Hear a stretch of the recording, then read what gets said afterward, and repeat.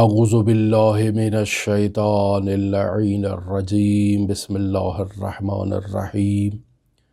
الحمد للہ رب العالمین الصلاة والسلام علی اشرف الانبیاء والمرسلین وعلی آلہ الطیبین الطاہرین المعصومین الذین اذہب اللہ عنہم الرجس وطہرہم تطہیرا اللہم صل علی محمد وآل محمد وعجل فرج قائم آل محمد اللہم خرجنا من الظلمات الوہم واکرمنا بنور الفہم اللہم افتح علینا ابواب رحمتک وانشر علینا خزائن علومک برحمتک یا ارحم الراحمین۔ عزیزان محترم، ہماری آپ کے ساتھ گفتگو مرحوم آیت اللہ سید محمد حسین حسینی طہرانی کی گراں قدر کتاب رسالہ لب اللباب میں جاری تھی، اور ہم نے اپنی گزشتہ گفتگو میں اس نورانی کتاب کے صفحہ نمبر 38 سے کچھ مطالب آپ کی خدمت میں پیش کیے۔ ہم نے اپنی گزشتہ گفتگو میں جن مطالب کی طرف اشارہ کیا، جن موضوعات کو زیر بحث لائے، ان میں در حقیقت ایک عمدہ سوال پیش کیا گیا تھا، اور وہ سوال ان افراد کی جانب سے تھا کہ جو ان باتوں کو سنتے ہیں، ان باتوں کو ان کتابوں میں پڑھتے ہیں، سیر و سلوک سے متعلق، عرفانیات سے متعلق، اخلاقیات سے متعلق، دین سے متعلق، تو ان کے ذہنوں میں یہ شبہہ پیدا ہوتا ہے کہ یہ مقامات مخصوص ہیں محمد و آل محمد سے، ہم ان مقامات تک نہیں پہنچ سکتے۔ لہٰذا جو سوال ہم نے پیش کیا مرحوم آیت اللہ طہرانی کی جانب سے، وہ سوال یہی تھا کہ مدارج عالیہ طے کرنا، بلند مقامات تک پہنچنا، یہ انبیاء کے ساتھ مخصوص ہے، ائمہ معصومین علیہم السلام کے ساتھ مخصوص ہے۔ ہم جو اس دنیا کے اندر گرفتار ہیں اور اس دنیا کے بھنور میں پھنس چکے ہیں، اور یہ عالم کثرت ہمیں اس بھنور میں گھما کر جو ہے وہ اعماق پستیوں کی طرف لے جا رہا ہے، تو ہم کیسے ان مدارج عالیہ کو طے کر سکتے ہیں، نورانی مقامات تک پہنچ سکتے ہیں، جبکہ نہ تو ہمارے پاس کوئی استاد ہے، نہ ہمارے پاس کوئی مربی ہے، نہ ہم ان باتوں کو جانتے ہیں، تو ہم کیا کریں؟ ہم تو اس عالم کثرت میں اس قدر گرفتار ہو چکے ہیں کہ ہمیں تو بسا اوقات اپنے دائیں اور بائیں ہاتھ کے فرق کا بھی علم نہیں ہوتا ہے، اس قدر مصروف ہوتے ہیں، جسے ہماری عام زبان میں یوں بیان کیا جاتا ہے کہ ہمارے پاس تو سر کھجانے کے لیے بھی وقت نہیں ہے، ہم اس قدر مصروف ہیں کہ اپنے سر میں خارش بھی نہیں کر سکتے، اور اگر ہم نے خارش کے لیے اپنے ہاتھوں کو سر کی طرف بڑھایا تو جو کام ہم کر رہے ہیں اس کام سے ہم پیچھے رہ جائیں گے۔ لہٰذا آپ یہ باتیں جو بیان کر رہے ہیں یہ بڑی خوبصورت باتیں ہیں، بہت اچھی باتیں ہیں، لیکن ہم ان باتوں کے اہل نہیں ہیں، ہم ان باتوں پر عمل نہیں کر سکتے ہیں۔ ان باتوں پر عمل کرنے والی شخصیات اور تھیں، وہ آیت اللہ بہجت تھے، وہ آغا قاضی تھے، وہ علامہ طباطبائی تھے، وہ شخصیات جلیل القدر تھیں، عظیم تھیں۔ ہم یہ نہیں کر سکتے، ہم ان مدارج تک نہیں پہنچ سکتے، اور پھر وہ مخصوص مقام جو خود آیت اللہ بہجت بھی جہاں تک نہیں پہنچے، وہ ائمہ معصومین کے ساتھ مخصوص ہے، یہ انبیاء کے ساتھ مخصوص ہے۔ لہٰذا یہ جو باتیں آپ کر رہے ہیں، اولاً تو یہ انبیاء اور ائمہ کے ساتھ مخصوص ہیں، اور اگر یہاں پہنچے بھی کوئی شخص تو آغا بہجت جیسا شخص پہنچ سکتا ہے، آغا قاضی جیسا شخص پہنچ سکتا ہے، اور ہم لوگ ان باتوں تک نہیں پہنچ سکتے۔ لہٰذا کیا ضرورت ہے ان فضولیات کی طرف جانے کی اور ان مسائل کی طرف توجہ کرنے کی۔ ہم نے اپنی گزشتہ گفتگو میں اس مطلب کی طرف اشارہ کیا کہ اگر ہم خود سے اس بات کی طرف متوجہ ہیں اور اپنے نفس میں ان باتوں کو جو ہے وہ مرور کر رہے ہیں یا ان باتوں کی طرف متوجہ ہیں اور انہیں اپنے دل میں جو ہے وہ ان کے بارے میں غور و خوض کر رہے ہیں، فکر کر رہے ہیں کہ ایسا ہے، تو عزیزان ہم اپنی تہی جو ہے وہ ان مسائل میں توجہ کے لیے علماء سے رابطہ کر سکتے ہیں۔ لیکن اگر کوئی دوسرا شخص ہمارے ذہن میں ان باتوں کو انڈیل رہا ہے، ڈال رہا ہے، تو گویا کہ یہ شخص ہمیں نا امید کر رہا ہے، جو گناہ ہے۔ اگر ہم خود سے نا امیدی کی طرف جائیں تو یہ بھی گناہ ہے، اور نا امیدی جیسا گناہ انسان نہیں کرنا چاہیے، نہ خود نا امید ہونا چاہیے اور نہ ہی کسی دوسرے شخص کو نا امید کرنا چاہیے،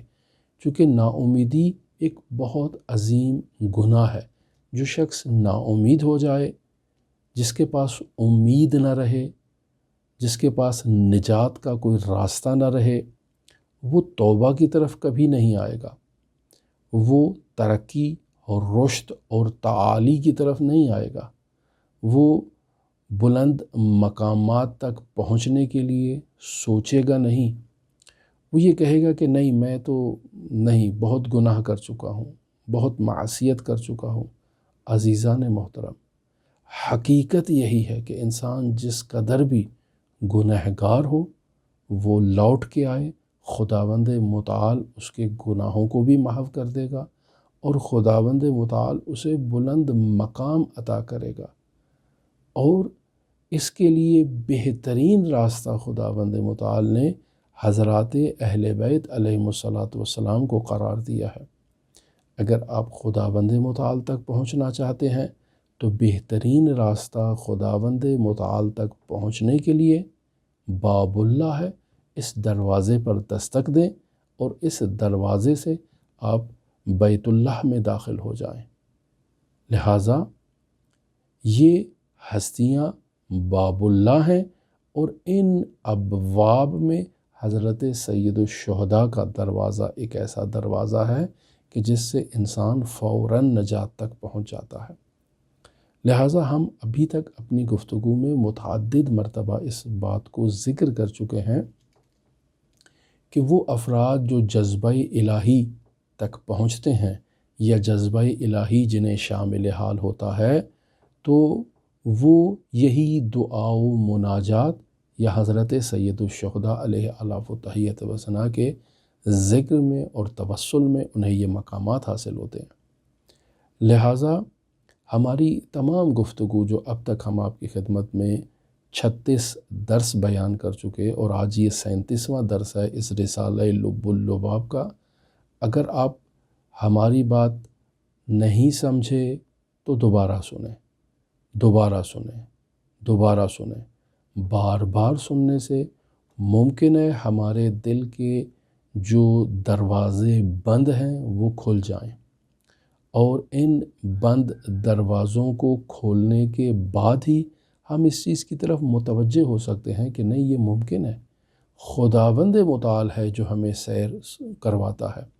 خداوند متعال ہے جو ہمیں ان مدارج عالیہ کی طرف رہنمائی کرتا ہے، خداوند متعال ہے جو ہمیں یہ سلوک کرواتا ہے، اور اس سلوک کے لیے ہمیں یہ دعاؤں کا دسترخوان دیا ہے۔ یہی ماہ رجب المرجب ہے، یہ بہترین فرصت ہے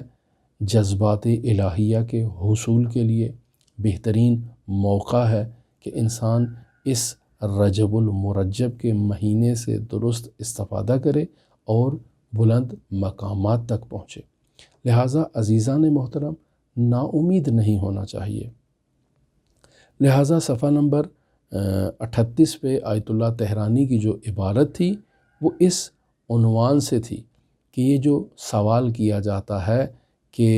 یہ مدارج عالیہ طے کرنا یہ مخصوص ہیں منصب نبوت اور امامت کے ساتھ، اور اختصاص رکھتے ہیں، کہتے ہیں کہ نہیں،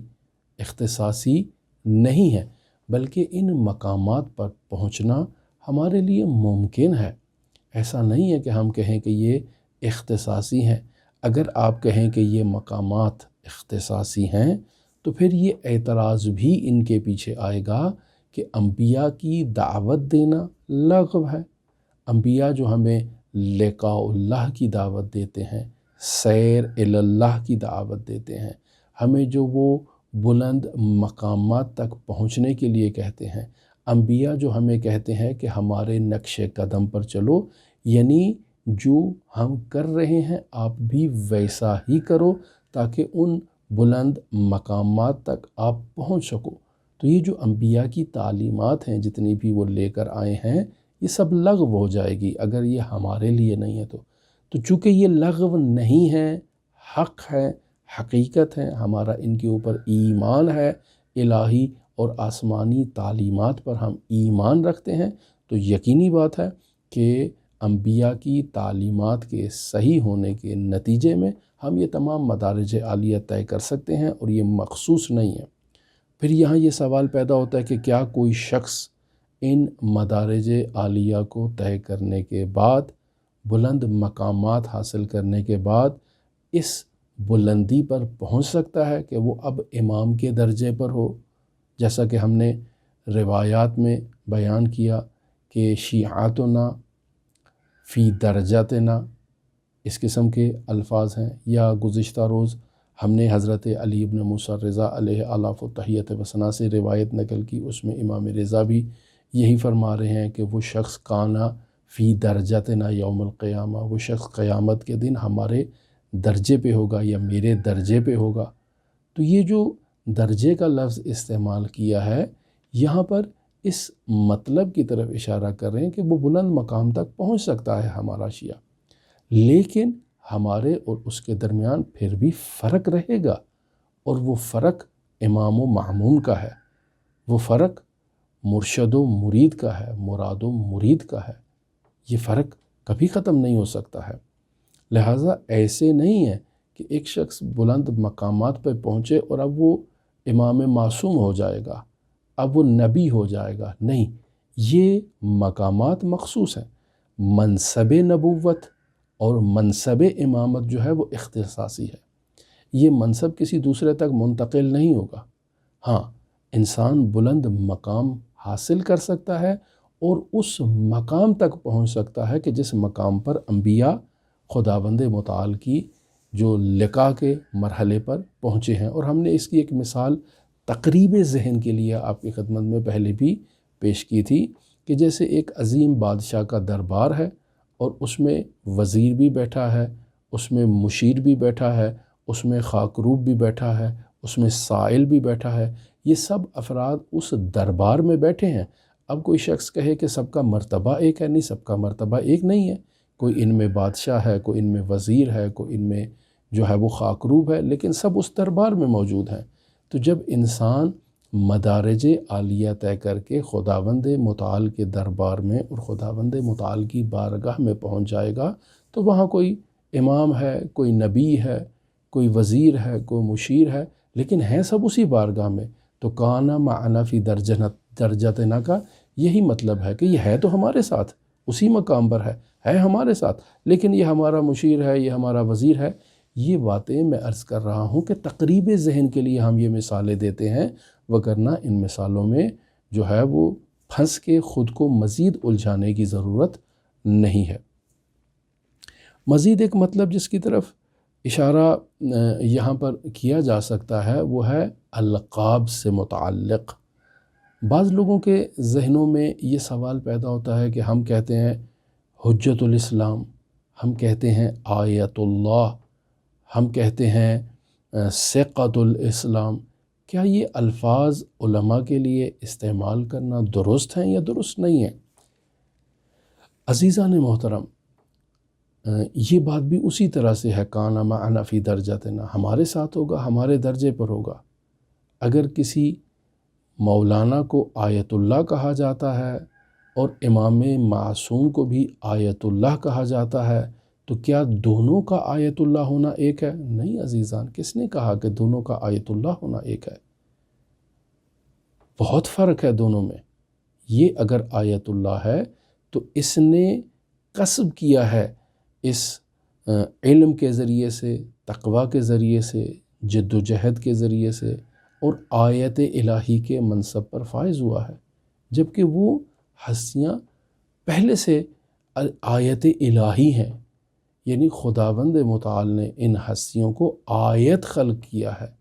اور پھر یہ اس مرتبے پر اس عنصری بدن کے ساتھ بھی پہنچے ہیں۔ لہٰذا فرق جو ہے وہ اس چیز کو مد نظر رکھیں۔ ہم نے اپنی گفتگو میں گزشتہ روز بھی جو گزشتہ یعنی درس تھا اس میں بھی اس مطلب کی طرف اشارہ کیا کہ وہ چیزیں جو اختصاص رکھتی ہیں، جو مخصوص ہیں، ان مقامات تک کوئی نہیں پہنچ سکتا۔ اگر القاب میں بھی کوئی لقب ایسا ہو جو مخصوص ہو تو اس لقب کا کوئی دوسرا شخص حامل نہیں ہو سکتا ہے۔ جیسے حضرت امیر المؤمنین علی ابن ابی طالب علیہ آلاف و تحیت و ثنا کے اسم گرامی کے ساتھ ایک خاص کلمہ استعمال ہوتا ہے، وہ ہے امیر المؤمنین۔ یہ امیر المؤمنین علی ابن ابی طالب علیہ آلاف و تحیت و ثنا کے ساتھ مخصوص ہے۔ ائمہ معصومین علیہم الصلاۃ والسلام میں کسی بھی دوسرے امام کو امیر المؤمنین نہیں کہا جاتا، لہٰذا یہ ان کے ساتھ مخصوص ہے۔ ہم اس لقب کو کسی عالم کے لیے، کسی فاضل کے لیے، کسی مفتی کے لیے استعمال نہیں کر سکتے، کیوں؟ چونکہ اس لقب کو ائمہ معصومین علیہم الصلاۃ والسلام کے لیے بھی استعمال نہیں کیا جا سکتا۔ لیکن یہ کلمہ جو آپ کہتے ہیں مولانا، کیا یہ استعمال کیا جا سکتا ہے؟ ہاں، کیا جا سکتا ہے۔ یہ کلمہ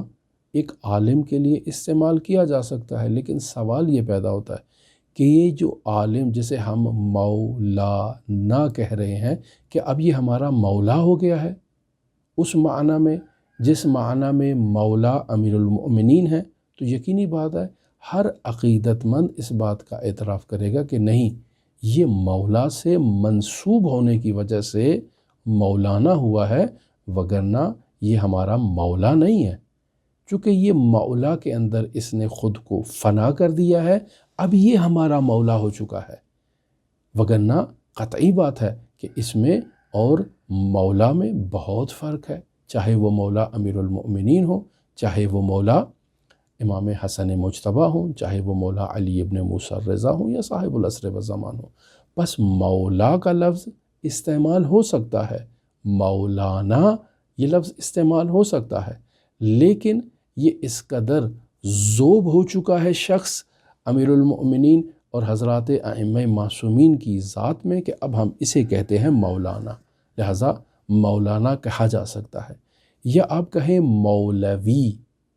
یعنی میرا مولا،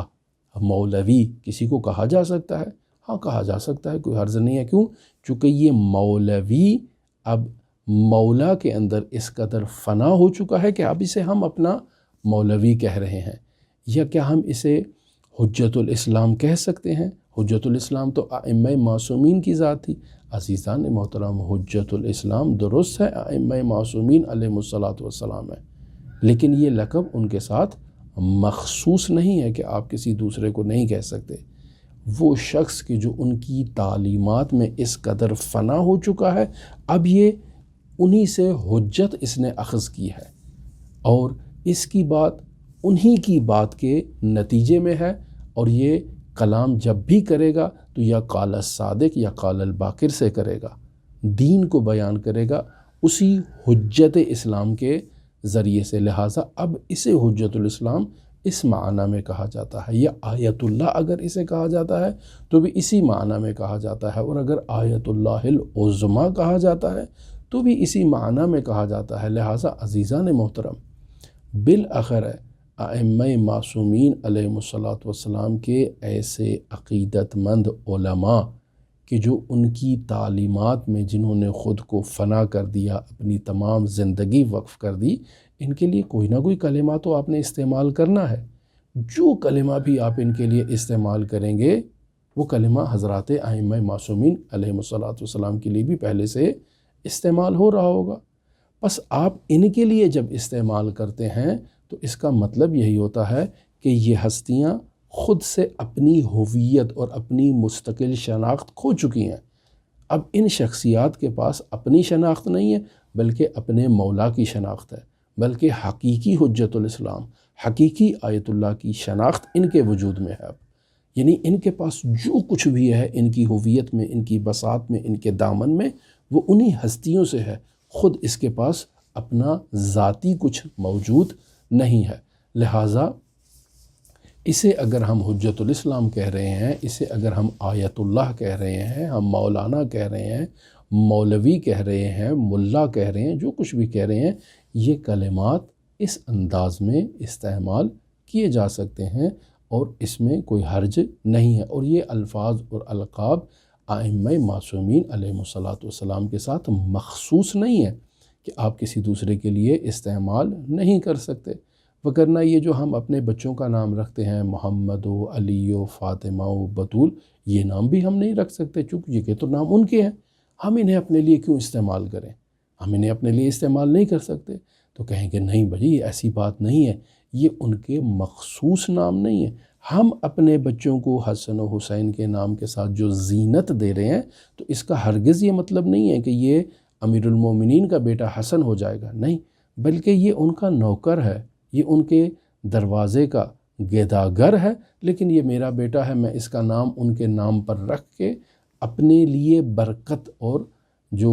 اس بچے اور اس مولود کے لیے برکت جو ہے وہ طلب کر رہا ہوں خداوند متعال سے، تو یہ نہ تو حسن ہو جائے گا، نہ حسین ہو جائے گا، نہ بطول ہو جائے گا، نہ فاطمہ ہوگا، بلکہ یہ برکت کے لیے ہے کہ یہ ہستیوں سے،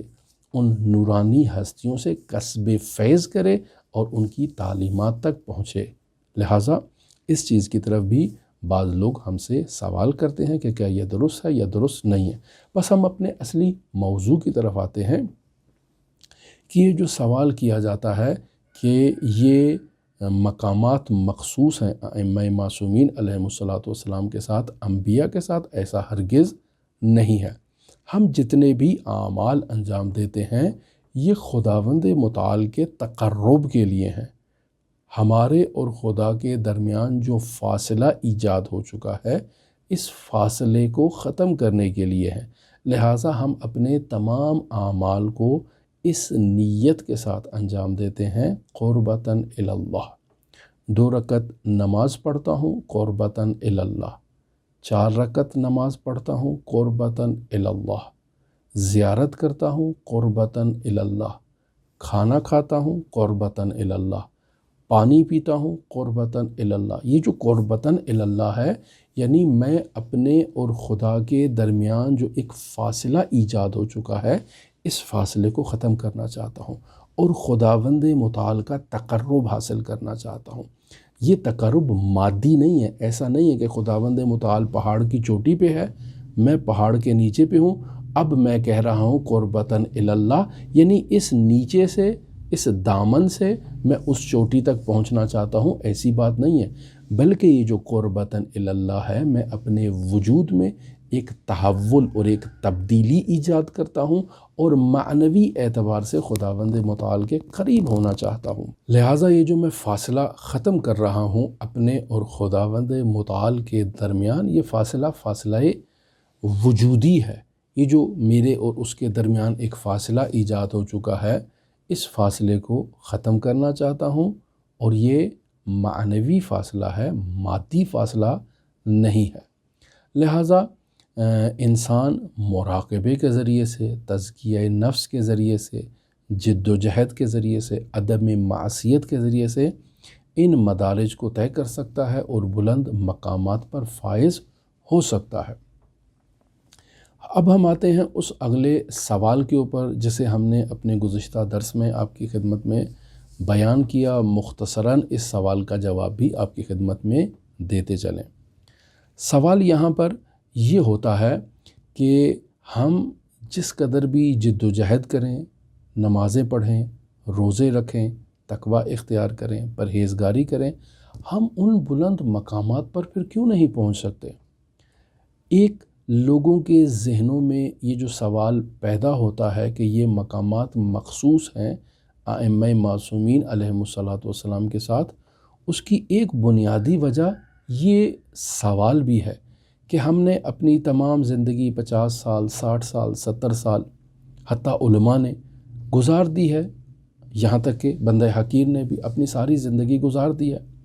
لیکن ابھی تک ہمیں کوئی ایسا مقام نہیں ملا جو آیت اللہ بہجت کو ملا ہو، جو آیت اللہ قاضی کو ملا ہو، جو آغا طباطبائی کو ملا ہو، یا ایسی شخصیات کو ملا ہو جن کے حالات زندگی ہم پڑھتے رہتے ہیں۔ تو ہمیں تو کچھ ابھی تک نصیب نہیں ہوا ہے۔ جب نصیب ہی نہیں ہوا تو اس کا مطلب ہے یہ سب ایسی ہی باتیں ہیں،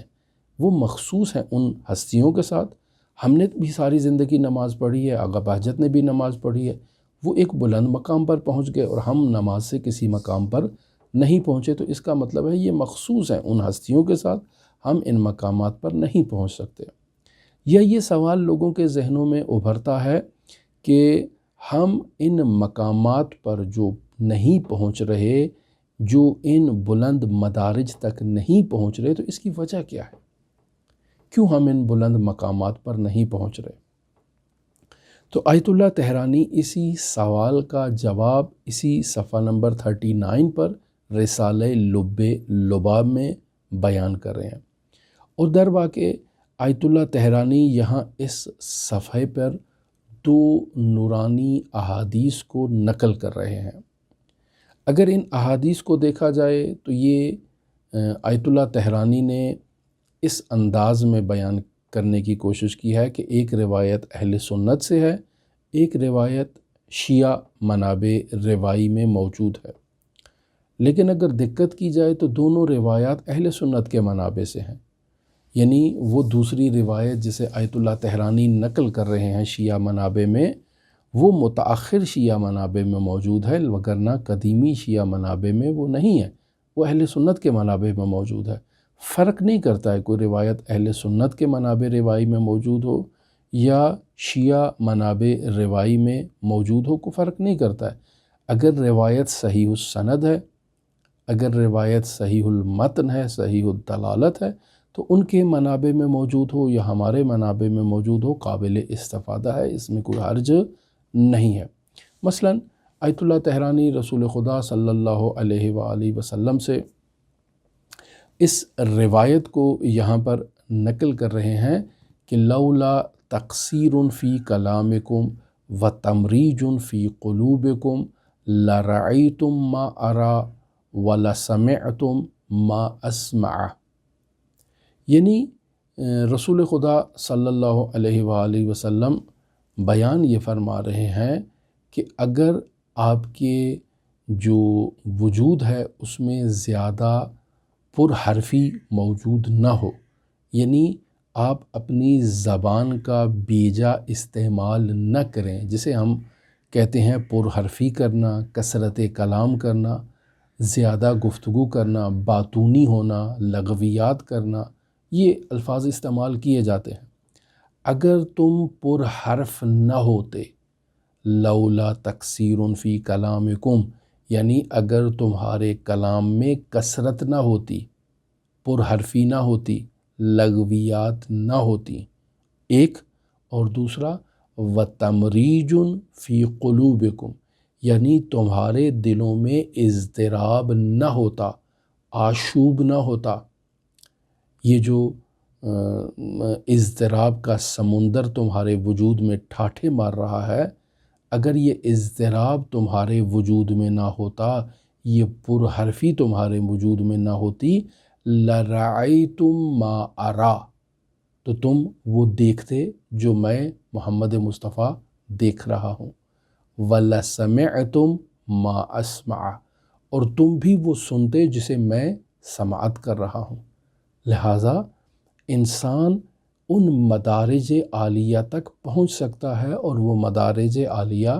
انبیاء کے ساتھ یا ائمہ معصومین علیہم الصلاۃ والسلام کے ساتھ مخصوص نہیں ہے۔ فقط انسان کو اپنی زبان پر کنٹرول کرنا چاہیے، اسے اپنی گرفت میں لینا چاہیے مضبوطی کے ساتھ۔ جب انسان اپنی زبان کو اپنی گرفت میں لے لے تو اب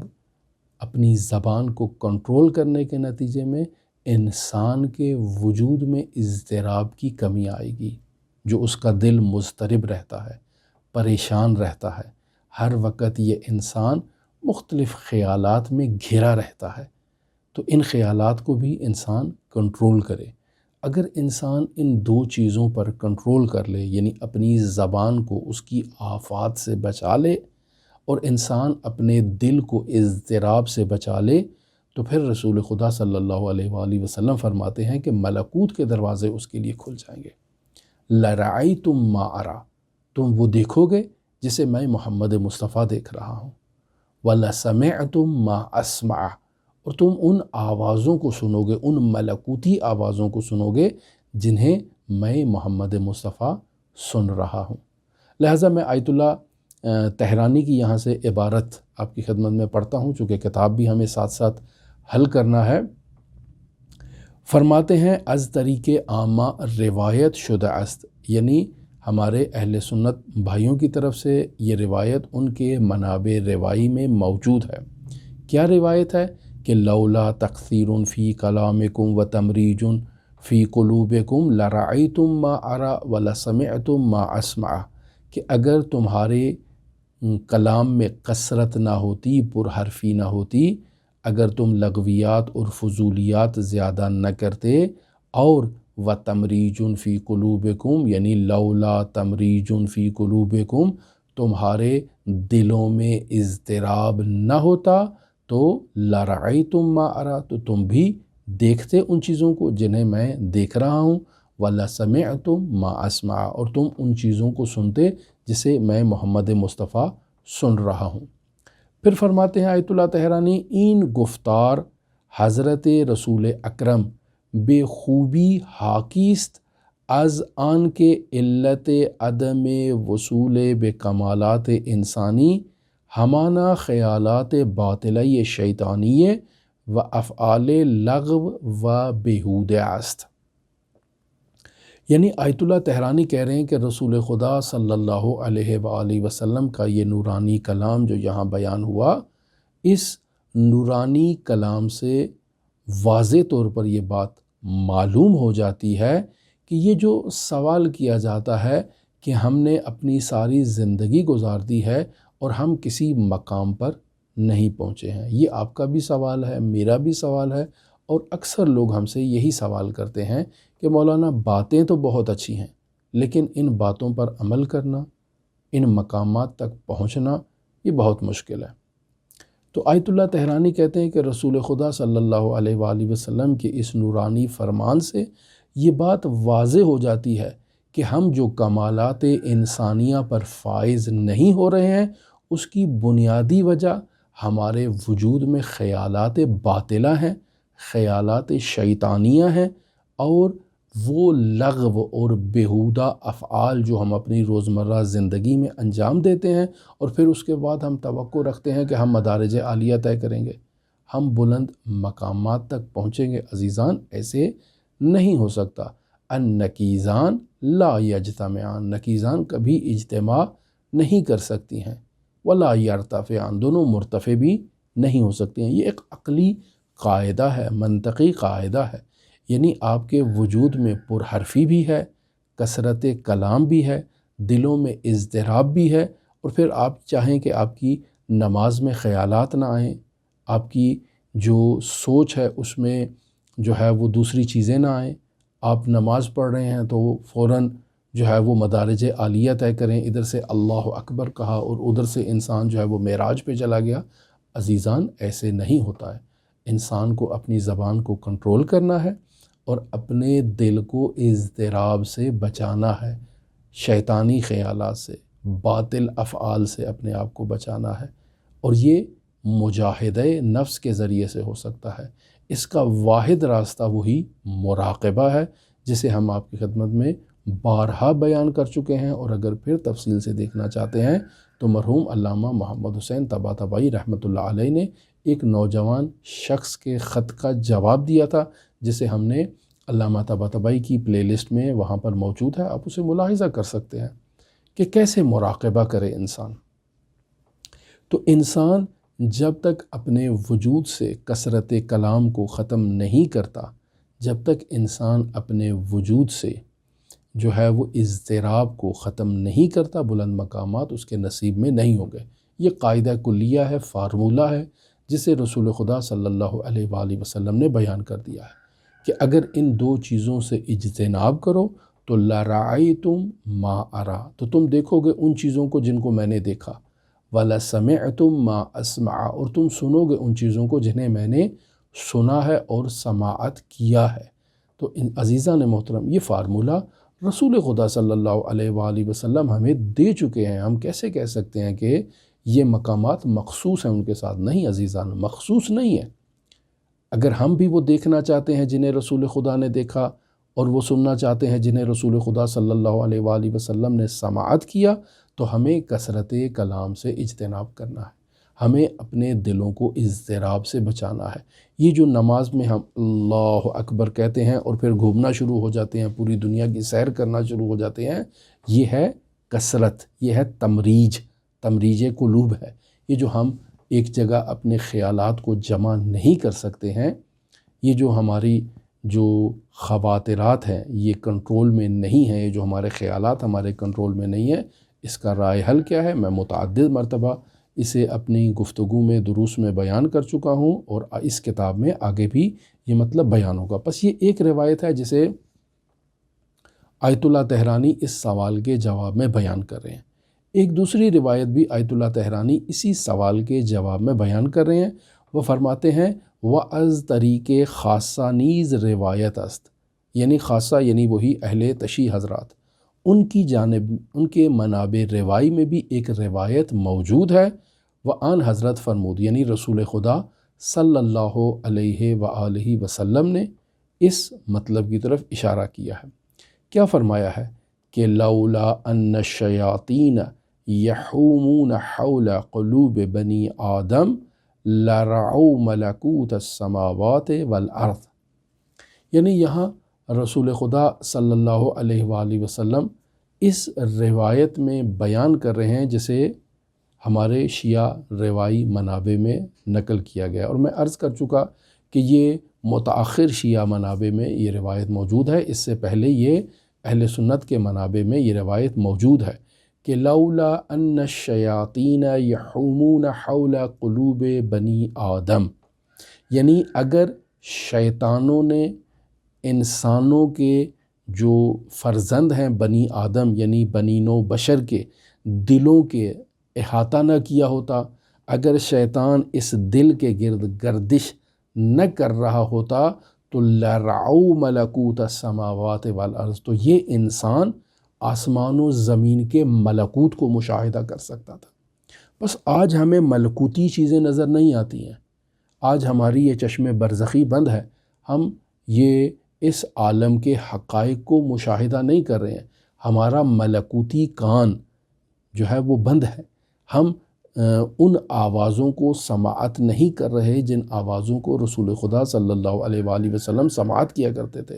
یہ در و دیوار جو ہے یہ ذکر الہی میں مصروف ہے، اور میں اسے اپنے کان سے سن نہیں سکتا ہوں۔ کیوں نہیں سن سکتا ہوں؟ کیونکہ میرے دل کا شیطان نے احاطہ کر رکھا ہے،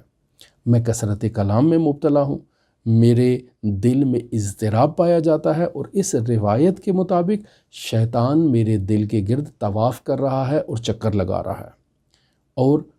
مجھے جو ہے نا وہ اپنی آغوش میں اس نے لے رکھا ہے۔ اگر میں خود کو شیطان سے نجات نہیں دلاؤں گا تو یقینی بات ہے میں ملکوت سماوات والارض کو مشاہدہ نہیں کر پاؤں گا۔ کیا کیا جائے کہ انسان شیطان سے نجات حاصل کرے اور انسان مدارج عالیہ کو طے کرے؟ تو عزیزان محترم، بارہا ہم عرض کر چکے مراقبہ واحد حل ہے انسان کو مدارج عالیہ طے کروانے میں۔ لہٰذا کیا کرے انسان؟ علم حاصل کرے، معرفت حاصل کرے۔ میں بارہا اس مطلب کی طرف عرض کر چکا ہوں کہ بندہ حقیر کچھ نہیں ہے،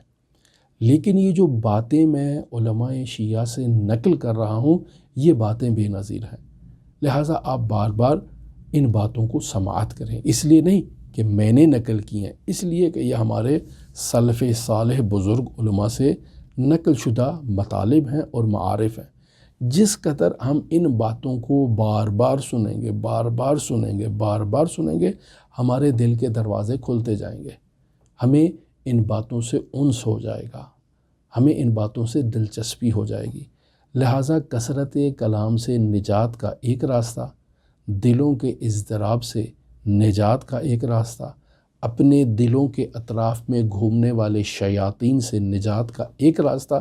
یہ ہے کہ میں اپنی معرفت میں اضافہ کروں، اور معرفت میں اضافے کا ایک ذریعہ مطالعہ ہے،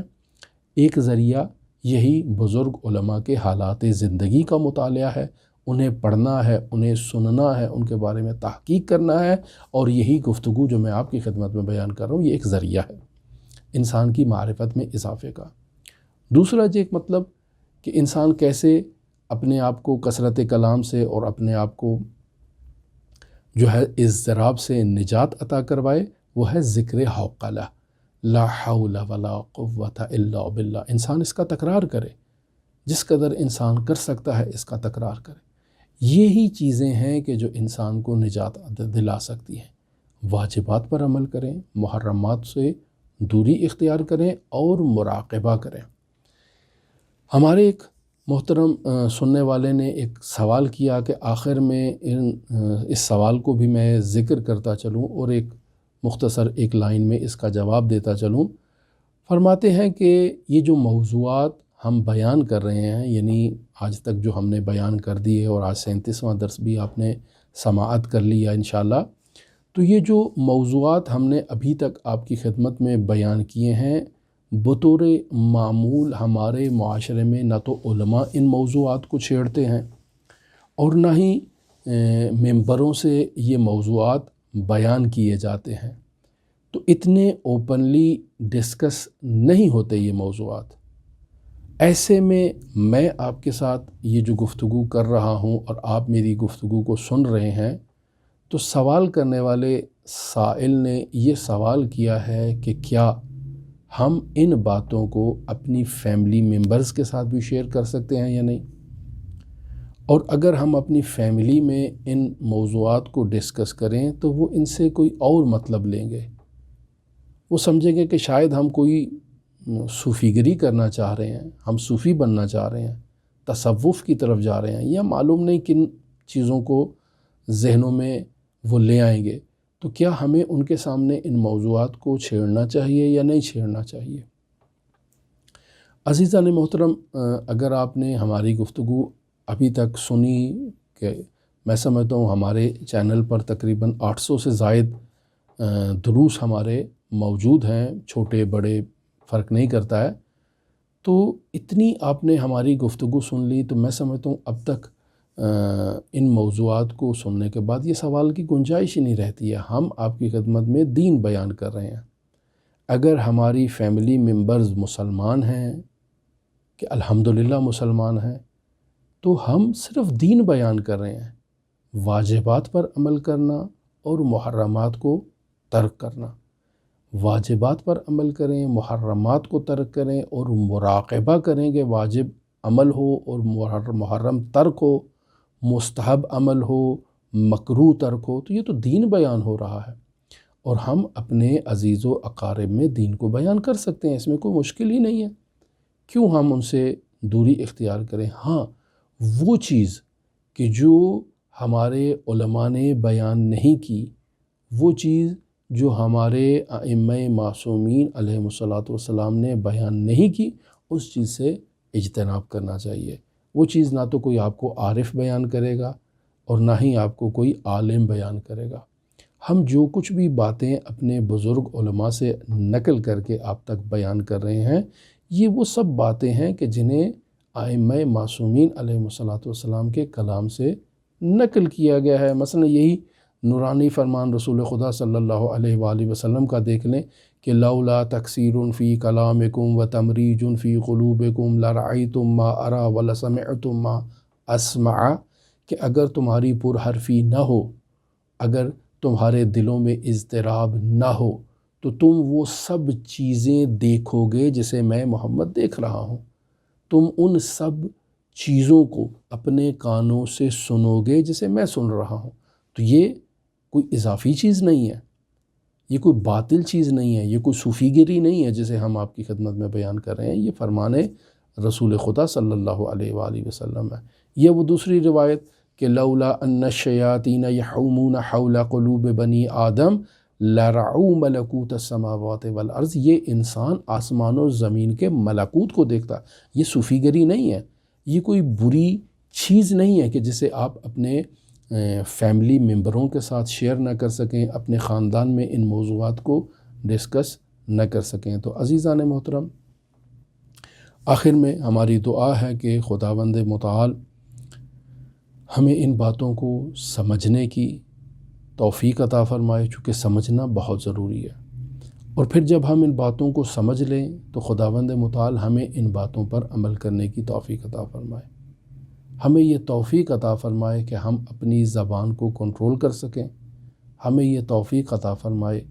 کہ ہم اپنے دلوں سے اضطراب کو برطرف کر سکیں. یہ شیطان جو ہمارے دلوں کا احاطہ کر چکا ہے، ہم اس شیطان سے خود کو نجات دلا سکیں. اور یہ نجات دلانے کا راستہ مراقبہ ہے، شریعت مقدسہ مطہرہ اسلامیہ پر عمل کرنا ہے، اور اذکار ہیں. اذکار میں بھی ذکر حوقلہ مرحوم آیت اللہ کشمیری نے بیان کیا، مرحوم آیت اللہ بہجت بھی بیان کرتے ہیں، لا حول ولا قوت الا باللہ. میری حول اور میری قوت صرف اللہ تبارک و تعالیٰ کی جانب سے ہے، اور میرا اس میں کچھ نہیں ہے. ہماری دعا ہے کہ اس رجب المرجب کے بابرکت مہینے میں خداوند متعال